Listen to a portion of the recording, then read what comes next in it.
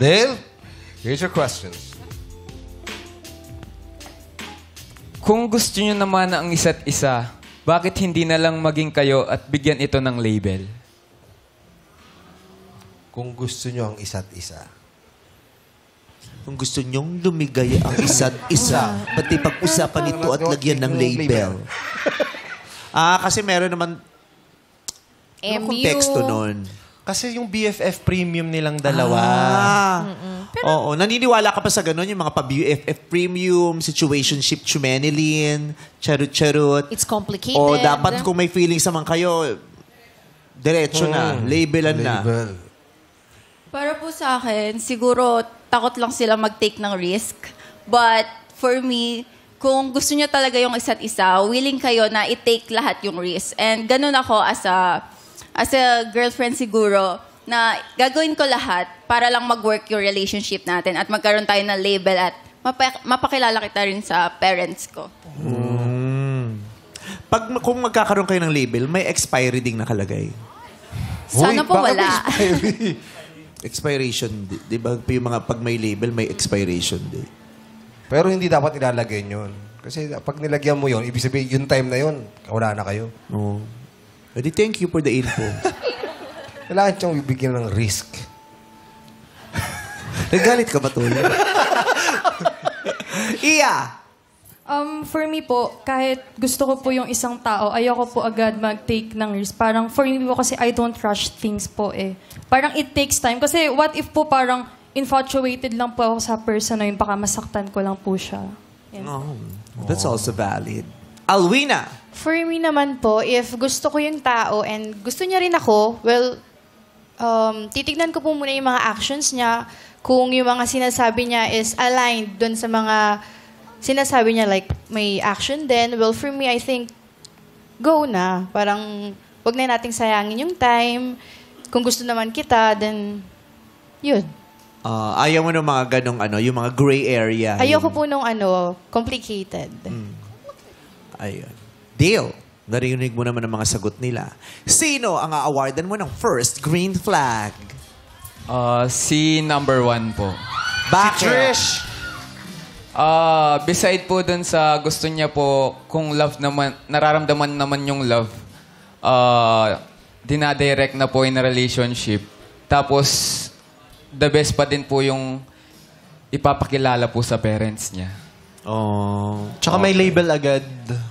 Pag si Trish. Pero yung iba kasi, di ba, minsan, gustong-gusto mo yung tao, tapos in love ka na nga eh.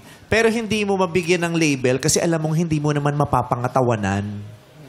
Di ba? Yung, kasi jajawain kita pasasakay ako ng barko next month eh. Di ba? Ganun din. Kasi hindi ko naman kita, walang kasiguruhan. Hindi naman ako makakapag-commit sa'yo. Pero mahal kita, pero hindi ako makakapag-commit. Mahal kita, pero marami pa akong issues na iniisip. Yung ganun. Mga ganun ding Kaya enjoy na lang muna yung iba. Well, everybody has reasons. Yeah. So, congratulations, Trish. Meron ka na agad green flag. Aprobado ba yon sa iyong ex na si Red? Red, approve? Yes po. Wala kang ibang bet? Si Trish din ang bet mo? Opo. Okay. Sakto. Deal? Question number 2. Anong effort ang hindi mo makakalimutang ginawa mo para sa iyo? Hindi ko makakalimutan. Hindi effort. Effort. Effort. Anong effort Anong effort ang hindi mo makakalimutang ginawa mo para sa iyong karelasyon? Simulan natin sa number 3 kay Alwina.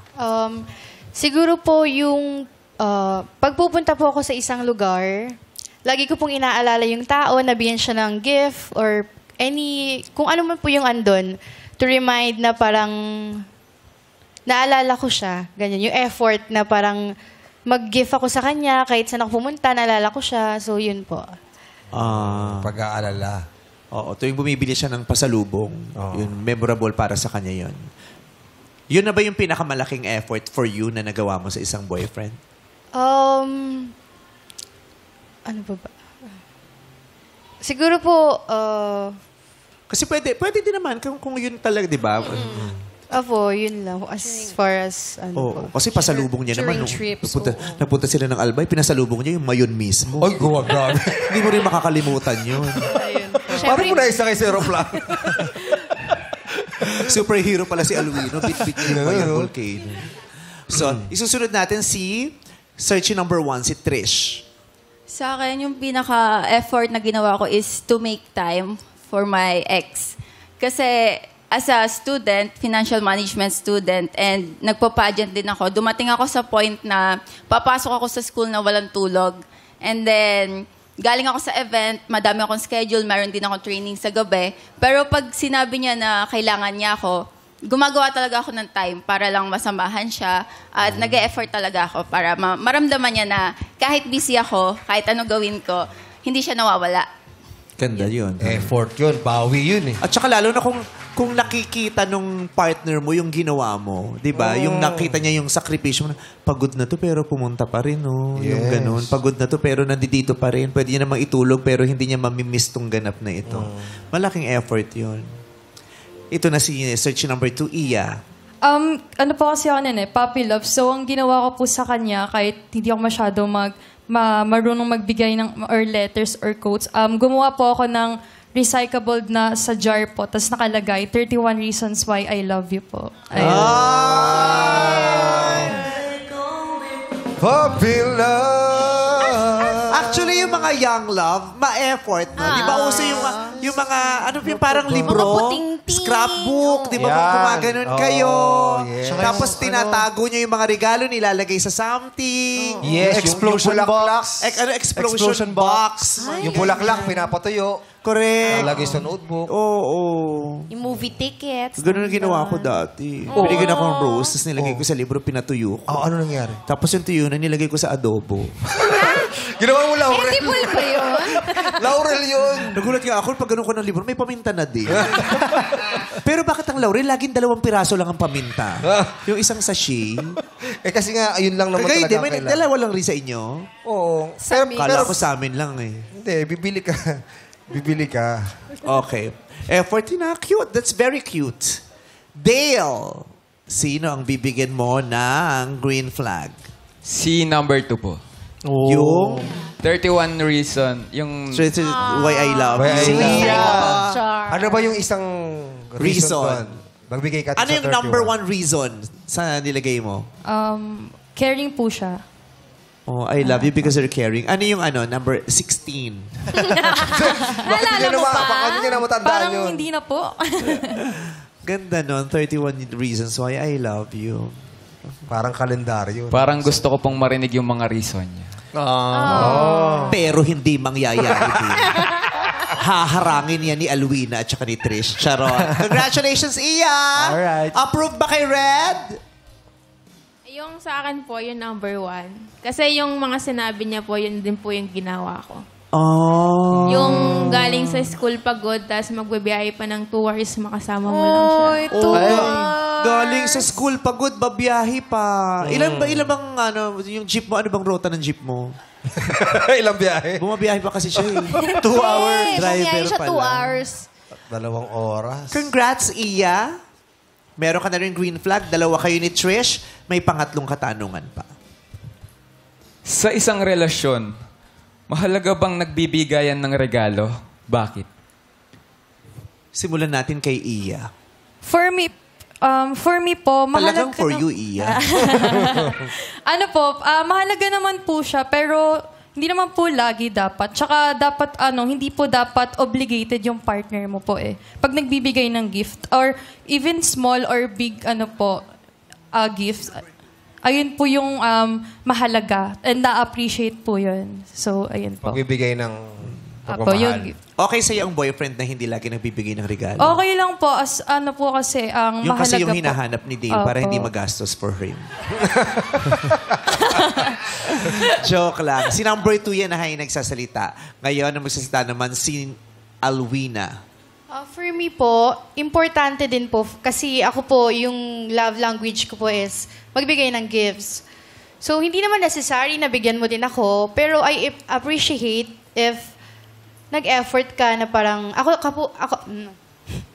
po kasi, parang I love, giving Giving gifts sa gifts. mga taong mahal ko. Gustong-gusto kong nakikita na kapag kunyari may gift ako sa kanila, gusto kong nakikita na parang yung saya nila pag binubuksan yung gift nila kasi feel they feel appreciated, ganun po. So, Oh, ayun. mahirap din naman kasi talaga mag-isip ng regalo, no? True. Effort talaga yun. Lalo na pag matagal na kayo. Pero Mauubusan ka na. masarap makapagbigay din eh. Oo naman. Kasi syempre, Pag nakita mo talaga yung reaksyon, no? Yun ang masarap dun. Trish. For me, if about yun sa material things, no. Hindi importante yung mga regalo. Kasi para sa akin, the greatest gift that you can give to your partner is your understanding. Kasi may mga tao na mahal ka lang pero hindi ka nila naiintindihan. So, para sa akin, mahalaga yun na, yun yung ibigay mo na lang sa akin. Yun yung gift na sobrang magugustuhan ko talaga. And alam ko din na magugustuhan mo. Aminin nyo, lahat kayo na nagkaroon ng relasyon at nakaranas na makipagrelasyon, may isang punto ng relasyon ninyo na nagwi-wish kayo na sana maunawaan ka niya. Diba? At may punto ng relasyon nyo na ang nirereklamo mo, hindi niya ako maintindihan eh. Ba't kayo ganyan? Eh, hindi niya ako maintindihan eh. And you would just wish na sana maintindihan niya ako. Ang ganda din. Maganda mga sinabi nila. Huwag ka lang pumili. Kanino mo ibibigay ang green flag?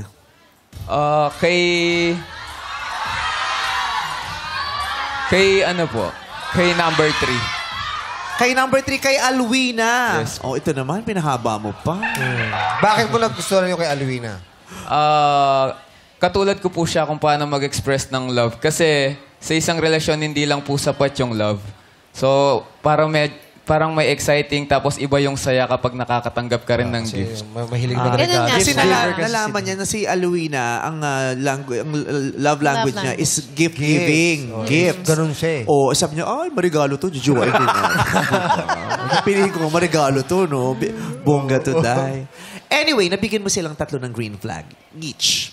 Tatanungin na lang natin. Si Red. Red, kung ikaw magdidesisyon, sinang gusto mong makasama ni Dale sa isang date? Si Trish, si Iya, o si Alwina? Yung ano po, yung relate po ako, yung sa number 1 po.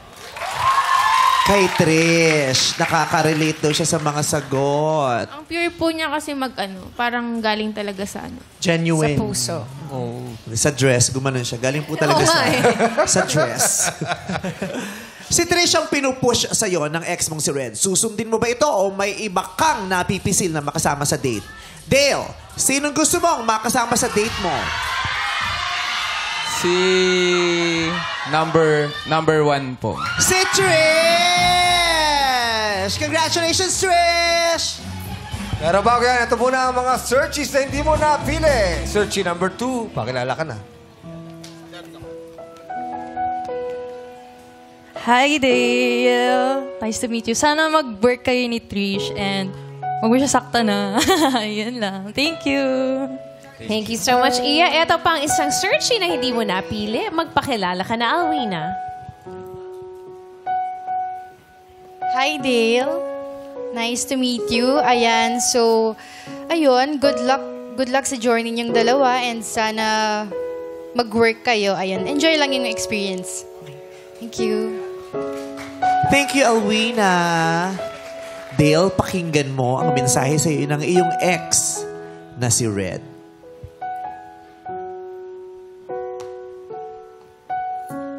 Ganda yung outfit niya. Buti na-deliver, no, Red? Hi.